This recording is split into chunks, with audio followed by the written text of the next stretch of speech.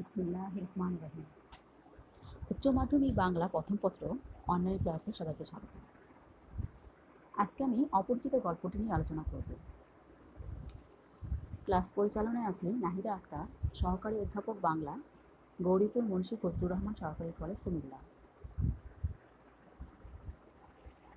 অপরিচিতার গল্পটির লেখক রবীন্দ্রনাথ ঠাকুর। প্রথমে আমরা রবীন্দ্রনাথ ঠাকুর সম্পর্কে ধারণা লাভ করব।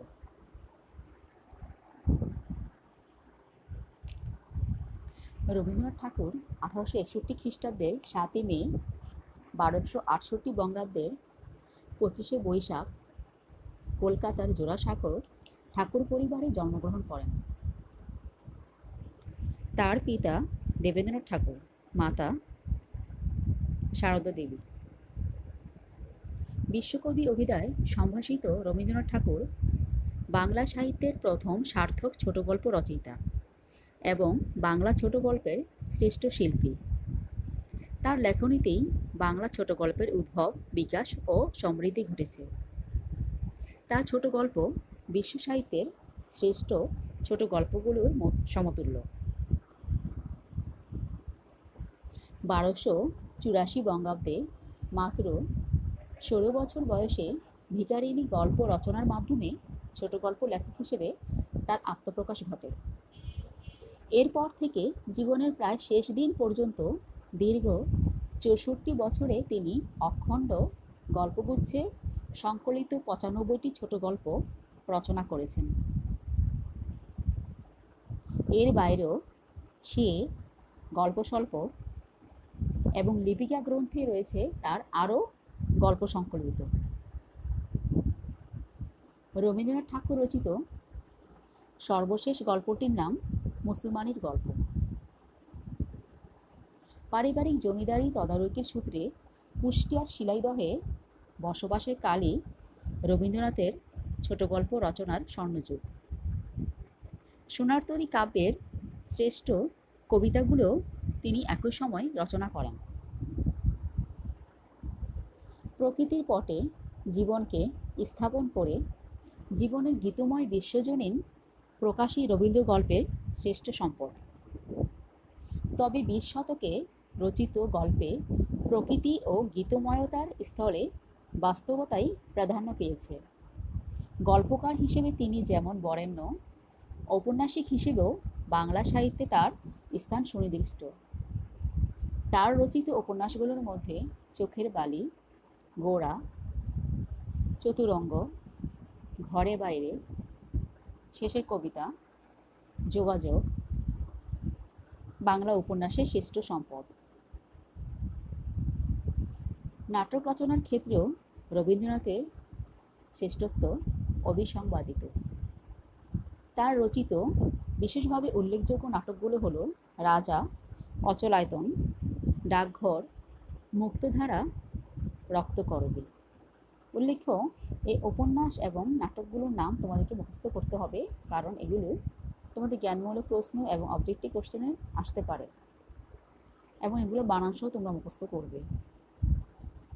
1941 খ্রিস্টাব্দের 7ই আগস্ট, 1348 বঙ্গাব্দের 22শে শ্রাবণ জোড়াসাঁকোর ঠাকুর বাড়িতে রবীন্দ্রনাথ ঠাকুরের জীবনাবসান ঘটে।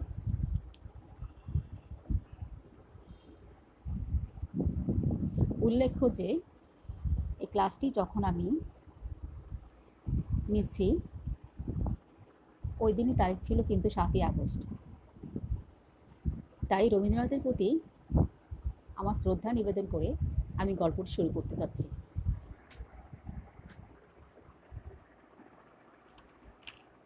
রচনার উৎস।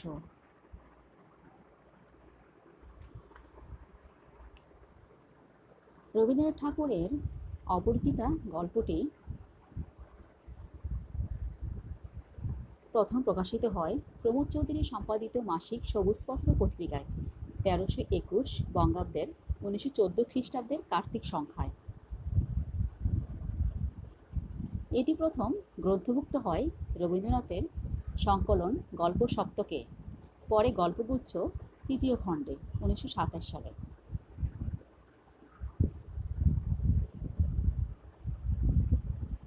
গল্পটি বর্ণনার ক্ষেত্রে উত্তম পুরুষের জবানিতে লেখা। দৃষ্টিভঙ্গি যৌতুকের বিরুদ্ধে প্রতিরোধ ও প্রতিবাদ।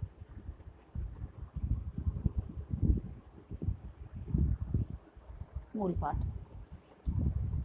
অপরিচিতা বাগদত্তার প্রতি মনস্তাপে ভেঙে পড়া এক ব্যক্তিত্বহীন যুবকের প্রেমানুভূতির গল্প, তার অনুশোচনা বোধের অকপট কথামালা। এই গল্পে অপরিচিতা বিশেষণের আড়ালে রয়েছে এক বলিষ্ঠ ব্যক্তিত্বের অধিকারী নারী, যে সমাজে জেঁকে বসা ঘৃণ্য যৌতুক প্রথার বিরোধিতা করেছে। গল্পের নায়ক অনুপমের জীবন সম্পর্কে সহজ স্বীকারোক্তি দিয়ে এই গল্প শুরু হয়। অনুপম দেখতে সুশ্রী ছিল, কিন্তু গুণহীনতার কারণে শিক্ষকরা তাকে শিমুল ফুল ও মাকাল ফলের সাথে তুলনা করতেন। উল্লেখ্য যে অনুপমকে শিক্ষকরা কিসের সাথে তুলনা করতেন, এটা তোমাদের একটা ইম্পর্টেন্ট কোশ্চেন। তাহলে শিমুল ফুল ও মাকাল ফলের সাথে তুলনা করতেন। পিতার মৃত্যুর পর মায়ের স্নেহে সে বড় হয়।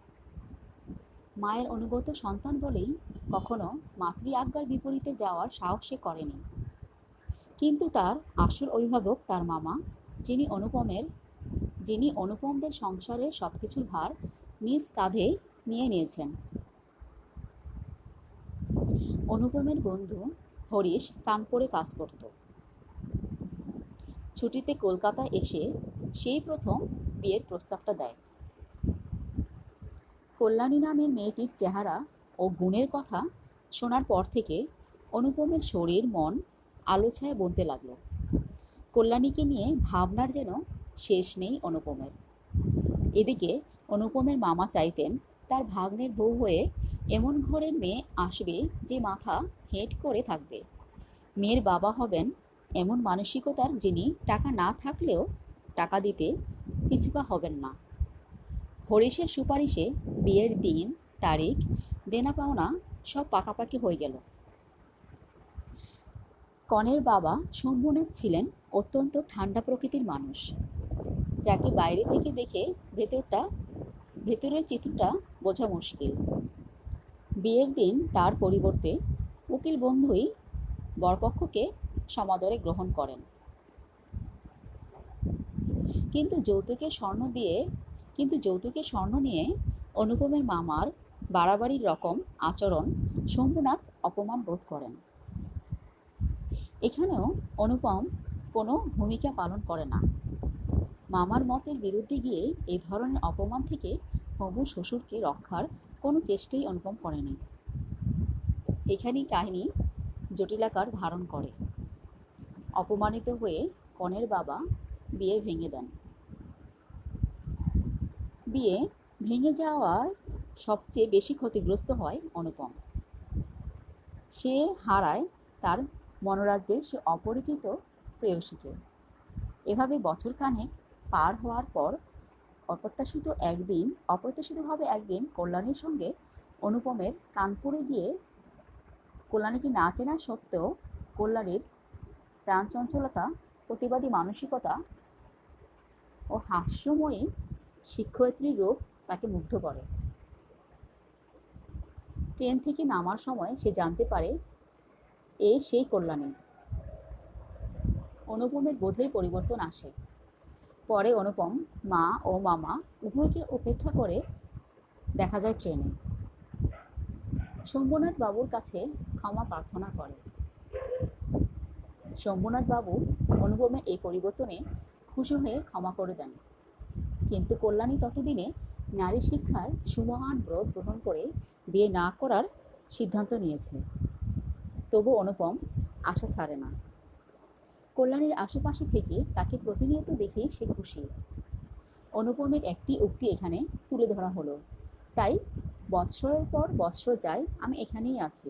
দেখা হয়, সে কণ্ঠ শুনি, যখন সুবিধা পাই কিছু তার কাজ করিয়া দিই, আর মন বলে এই তো জায়গা পাইয়াছি। ওগো অপরিচিতা, তোমার পরিচয় শেষ হইল না, শেষ হইবে না। অপরিচিতা ছোট গল্পে এক বলিষ্ঠ ব্যক্তিত্বের অধিকারী নারীর কাহিনী বর্ণিত হয়েছে।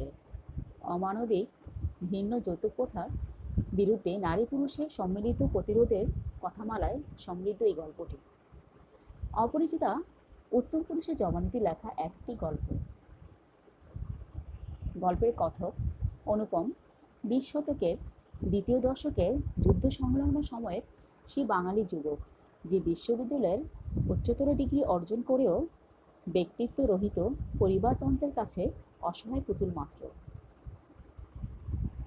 গল্পটিতে পুরুষতন্ত্রের অমানবিকতার স্ফোরণ যেমন ঘটেছে, তেমনি পুরুষের ভাষ্যে নারীর প্রশস্তিও কীর্তিত হয়েছে। অপরিচিতা গল্পে প্রধান চরিত্র হিসেবে পাই অনুপম, কল্যাণী, অনুপমের মামা ও শম্ভুনাথ সেনকে। এছাড়া কাহিনী সংগঠনে ভূমিকা রেখেছেন অনুপমের মা বিরুদা, হরিশ ও শম্ভুনাথের ডাক্তার বন্ধু। অপরিচিতা গল্পের নায়ক MA পাস অনুপম এই গল্পের কথক। বিয়ের সময় অনুপমের বয়স ছিল 23 বছর, বর্তমান বয়স 27 বছর। গল্পের শুরুতে অনুপমকে গুণহীন, ব্যক্তিত্বহীন ভূমিকায় দেখা গেলেও পরবর্তীতে তার মানসিকতার পরিবর্তন হয়।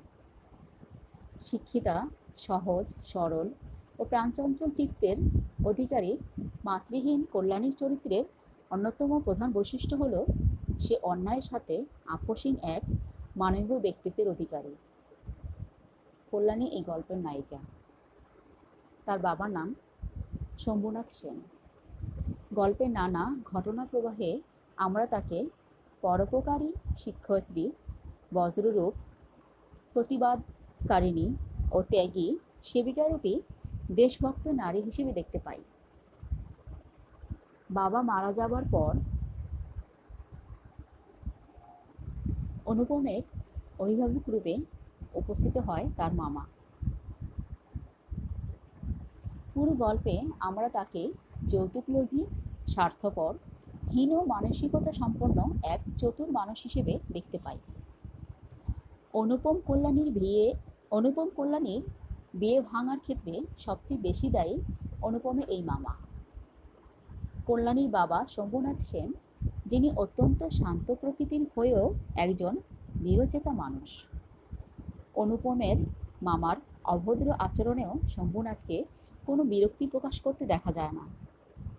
বিয়ের অনুষ্ঠানে মামার বাড়াবাড়ি দেখে অপমানিত হয়ে কনের লগ্নভ্রষ্টের লৌকিকতাকে অগ্রাহ্য করে বিয়ে ভেঙে দেওয়ার ঘটনায় তার সাহসী মনোভাব প্রকাশ পায়।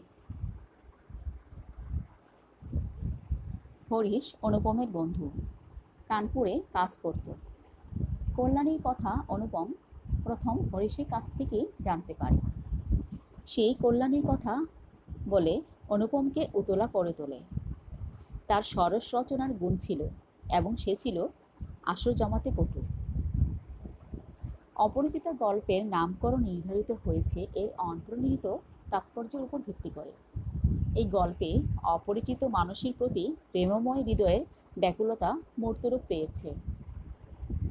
গল্পের নায়িকা কল্যাণী গল্প জুড়ে নায়ক অনুপমের কাছে অপরিচিতই রয়ে যায়।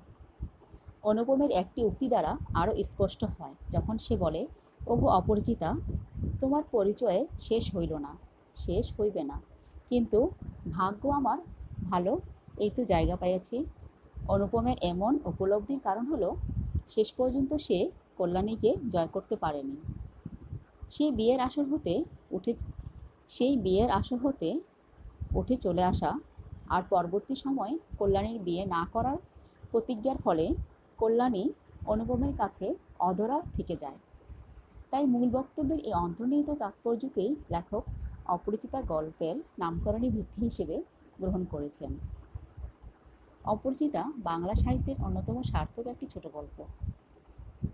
এই গল্পের প্লট, সূচনা, পরিণতি সবকিছুই ছোট গল্পের বৈশিষ্ট্যকে ধারণ করেছে।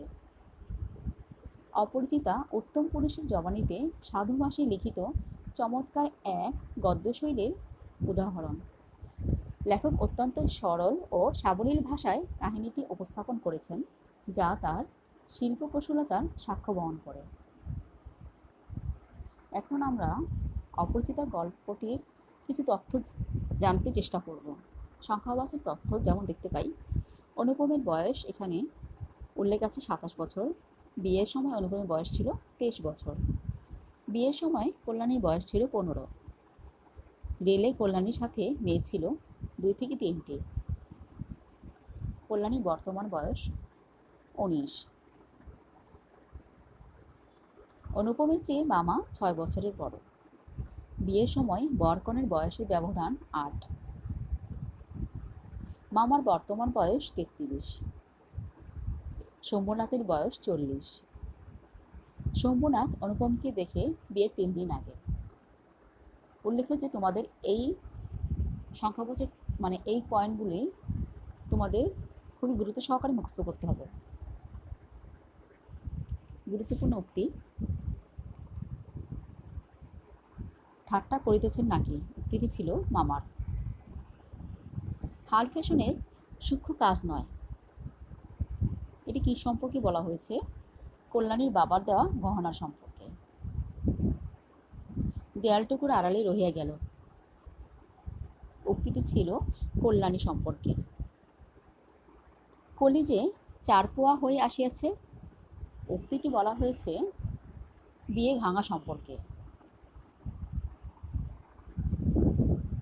বিবাহ সম্বন্ধে তাহার বিশেষ মত ছিল,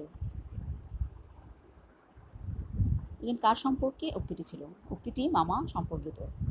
মন্দ নয়, খাঁটি সোনা বটে, উক্তিটি কার ছিল? উক্তিটি ছিল বিনোদার এবং কল্যাণীর সম্পর্কে। সেই ইতিহাসটুকু আকারে ছোট, এখানে কার ইতিহাসটুকুর কথা বলা হয়েছে? অনুপমের জীবনের ইতিহাস সম্পর্কে। অনুপম এখানে কি করিবে? ও সভায় গিয়ে বসুক। উক্তিটি কে করেছেন? উক্তিটি করেছেন মামা, মানে অনুপমের মামা। তলায় সামান্য কিছু আছে, শম্ভুবাবুর বৈশ্বিক সম্পত্তি যৎ সামান্য এখনো আছে, এ সম্পর্কে এই কথাটি বলা, অর্থাৎ তলায় সামান্য কিছু আছে।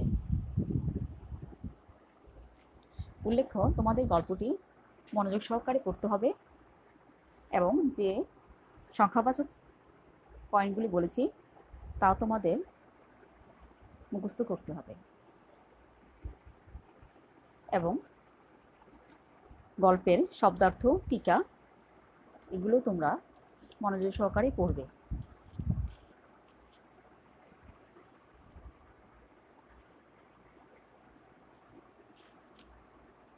তোমাদের যেমন কয়েকটি শব্দ আমি এখানে বলছি যেগুলো অবশ্যই মুখস্থ করতে হবে, যেমন মাকাল ফল, দেখতে সুন্দর অথচ ভেতরে দুর্গন্ধ ও শ্বাসযুক্ত খাওয়ার অনুপযোগী ফল।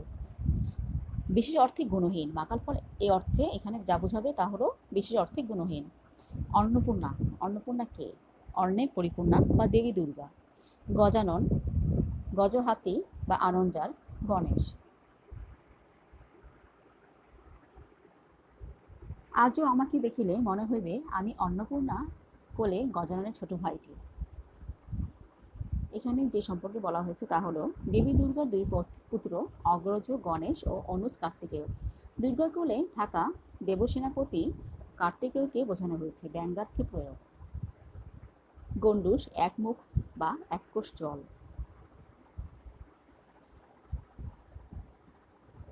কন্যগড় কলকাতার নিকটস্থ একটি স্থান। মনু, বিধানকর্তা বা শাস্ত্রপ্রণেতা মণিবিশেষ। প্রজাপতি, জীবনের স্রষ্টা ব্রহ্মা, তিনি বিয়ের দেবতা প্রজাপতি। পঞ্চস্বর, মদন দেবের ব্যবহার্য 5 ধরনের বাণ। কনসর্ট, নানা রকমের বাদ্যযন্ত্রের ঐক্যতান।